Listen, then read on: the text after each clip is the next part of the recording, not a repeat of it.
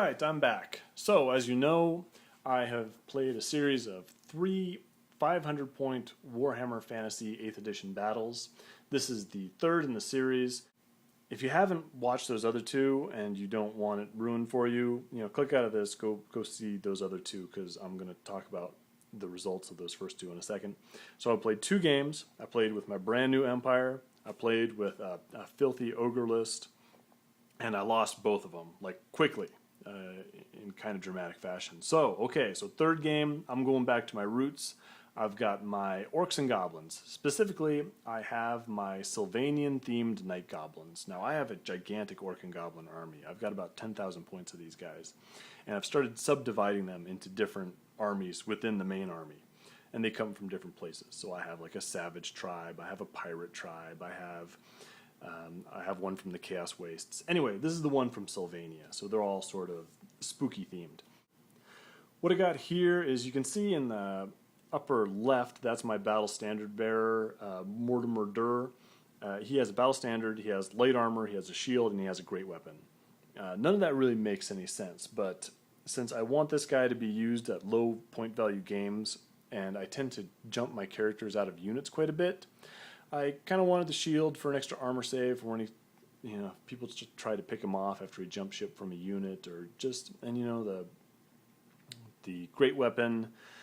I had this concept for, I won't bore you with it, but anyway, I had an idea behind it, so that's why he's got it there. Anyway, I'll move on because it doesn't really matter for this. Up front, we have 20 Night Goblins, full command, nets, spears, and shields. Those are the Green Reapers. Behind them, we have my Squitch Hunters. Those are Squigs. Those are 7 Squigs and 7 Herders. Hey, in the back there is my Mangler Squig. I want to talk about that guy for a second. So that is my Mangler Squig, Solemn and Grungy. Solemn is on the bottom, Grungy is on the top. And I want to talk about Finecast for a minute.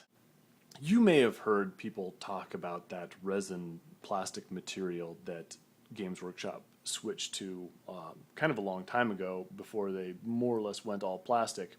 I think they're still making Finecast stuff, but there were lots of complaints about it in the beginning. There were people who really had problems with the casting quality. I've had some problems too. Bubbling, miscasts, all kinds of stuff. I don't personally mind the material. Obviously I like metal better. But they do kind of paint up really nice. They do hold a good amount of detail. However, one of the things they don't tell you, I'll even go back a bit, just putting this model together was nuts. They must have started this. This is one of the first Finecast models that they produced. One of the first models specifically made for Finecast. And they thought, this is a really light material, so we can do crazy things with it. We can have big bulbous squigs standing up on another squig just attached by like a little leg, or we can have these goblins hanging off of this model by little chains, and it's really light so they'll all hold up. Well, yes and no. This was a monster to glue. It was really, really difficult. It just doesn't have enough surface area to hold these things in place the way they seem to want them placed. So that was a problem. So I painted this guy up a long time ago, put him in my miniature case, and then after a couple of weeks I noticed he's slowly tilting to the side. Whatever this dumb material is that they're using, it just bends. I don't know if just like, the room temperature, or if occasionally a sunlight will hit it, but it just has been warping slowly and slowly flopping over to the side for the last couple of months. It doesn't, it still stands up, it looks okay, but it bothers me because I spend a lot of time highlighting it from a certain angle, and so when this thing started to tip, all the stuff without all the really nice highlighting ends up facing towards people, and all the stuff that I painted, took all this time to paint up really nice, starts bending over to the side. It's a giant pain. At some point I'm probably going to figure out how to fix this model, get this thing back, but what a piece of garbage material, man. If I can help it, I'll never take another piece of Finecast again. But anyway, that's beside the point. So, you see the blue Night Goblins on the far right. Those are my Unexpectrals. That is 20 Night Goblins with short bows and a musician. And all the way in the upper right corner, leading from the back, is Mr. Grimly. That's my Night Goblin war boss, not a big boss, war boss. He's got a great weapon and light armor. Again, I'm staying away from magic items, just don't want to use them. I want to fill up the board with troops instead.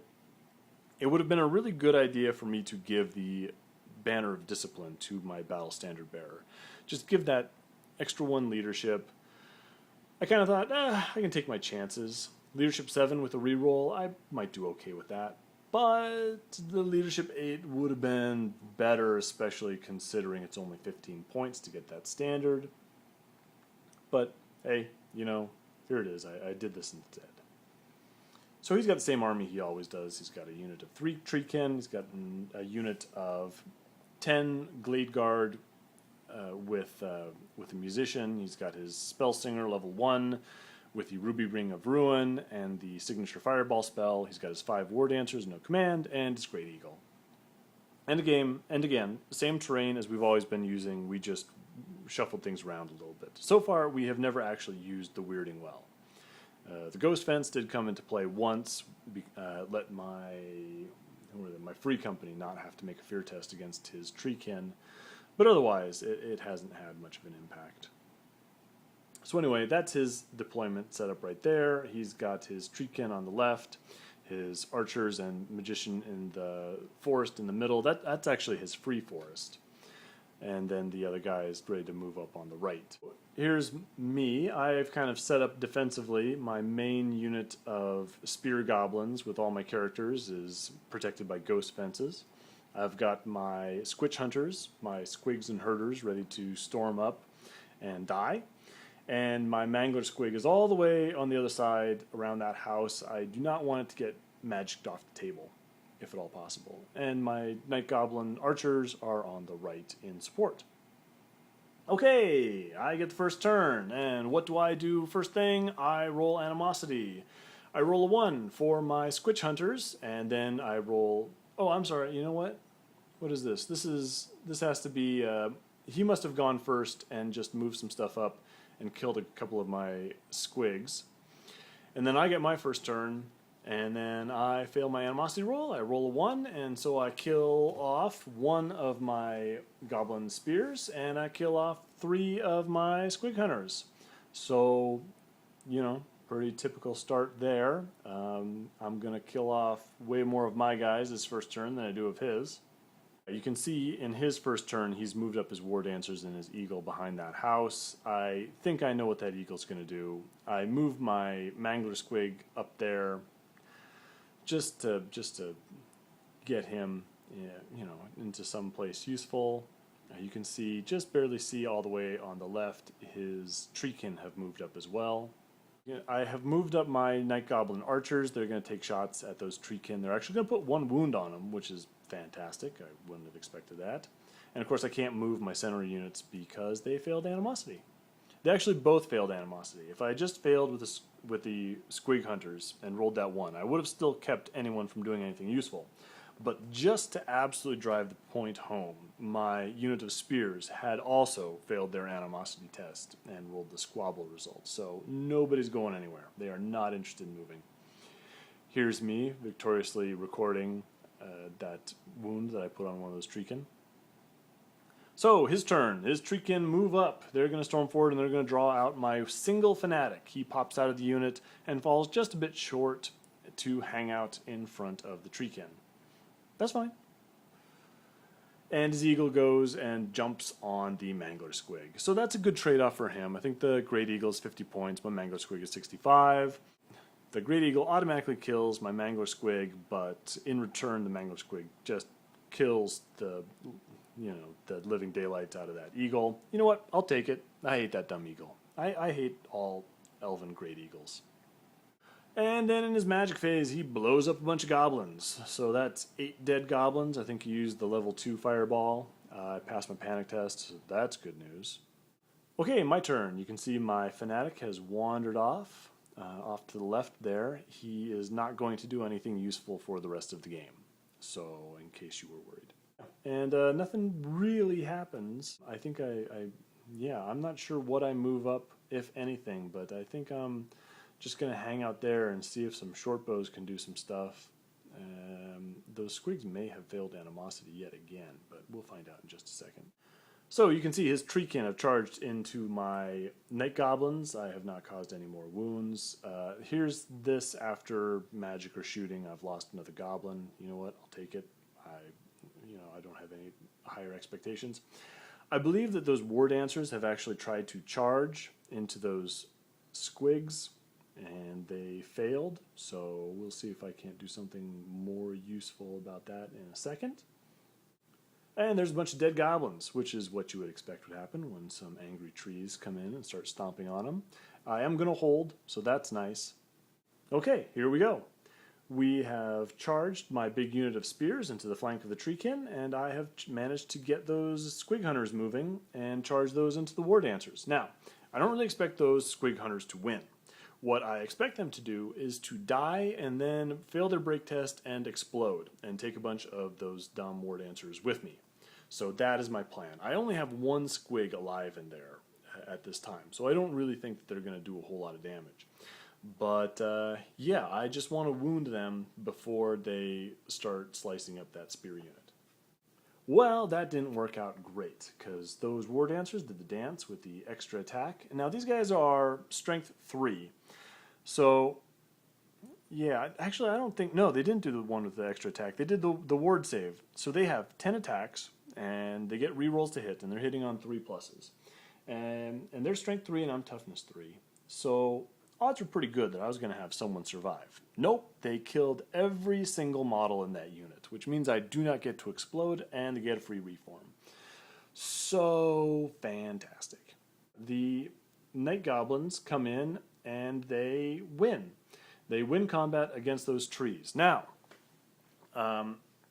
it wasn't a great combat. It wasn't filled with glory or anything like that. I didn't get very many wounds through.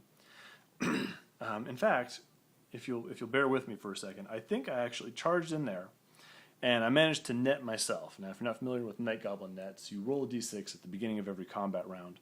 On the roll of a 2 through a 5, one of the units in contact with you is -1 strength, which is fantastic. If you roll a 1, then your unit is -1 strength, which is not great. And I think I netted myself that first combat round, so that's bad news. I think I actually charged in, I won, the trees broke, I ran them down, I was very happy. So here are these little Night Goblin archers. They have chased down those trees, and this is them getting 2 of their number killed in my opponent's shooting or magic phase. He has also gone and charged in his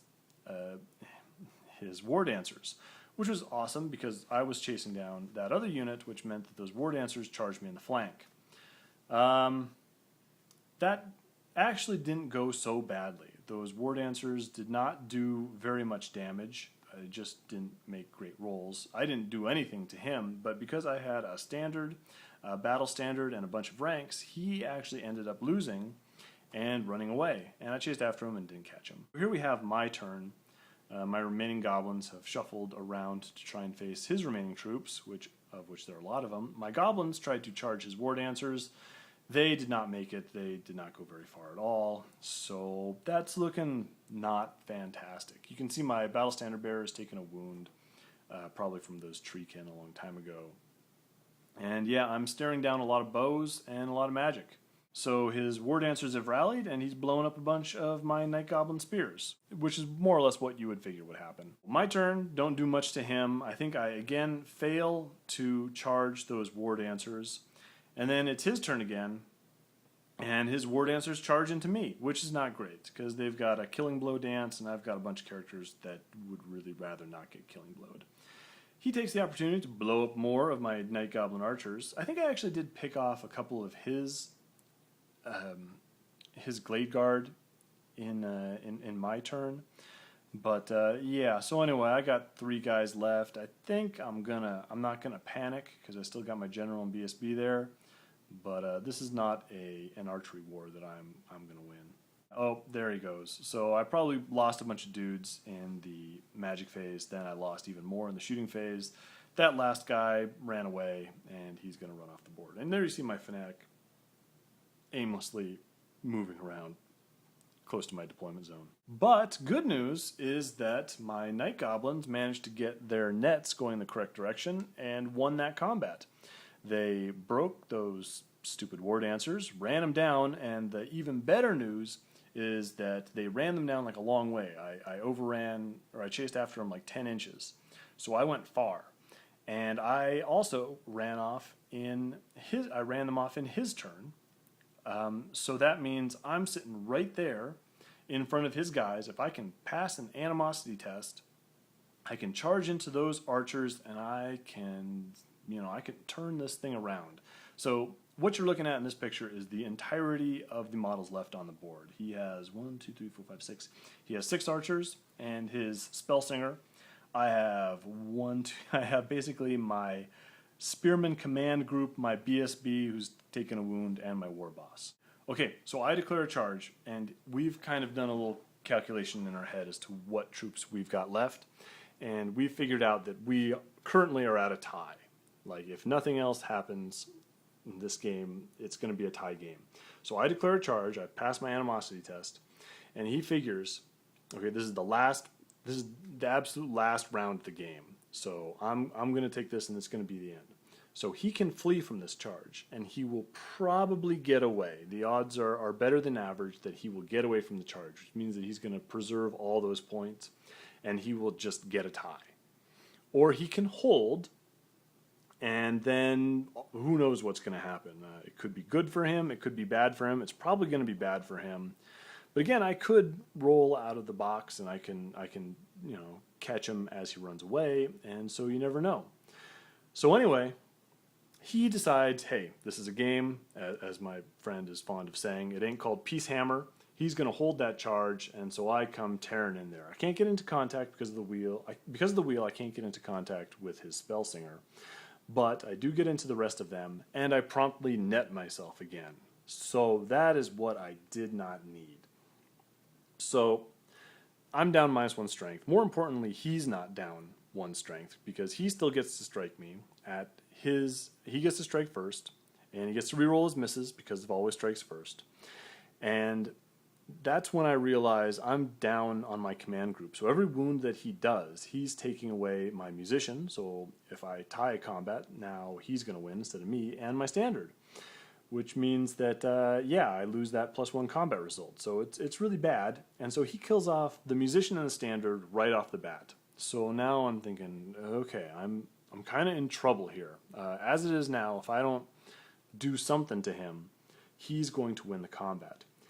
Thankfully, my commanders there, my BSB, my War Boss, and my champion actually get some work done. Even though they're -1 strength right now, both those heroes have great weapons, and so they actually kill off 5 of those Glade Guard. Now that's cool. Now it comes down to the break test. So I'm still not looking at picking up a lot of points if he passes this break test, which he shouldn't, but you never know. Fortunately, he fails it. He takes off. I run him down. There are your victors right there. I finally win a game. 1 out of 3. You know what? I'll take it. This was punishment for me to moving away from my old Orc and Goblin army. Should never have done that, they're telling me, because they're saying they'll win for me. They'll put me through the ringer in order to do it. But that's my 3 surviving Night Goblins left on the table. Those are the only living models on the board. We got my BSB, my War Boss, and my Goblin Spear Champion. So yeah, I'm more than happy about that. These were all actually really fun games, even though I kind of was super annoyed with myself in the middle of the Ogre game. These were all very fun. We did 3 of these in like 3.5 hours. They went super fast. Anyway, I hope you enjoyed these. I hope you liked looking at this stuff. We did play one more game. We played a game of Mordheim. If I get an opportunity, I'll give you a battle report for that one too.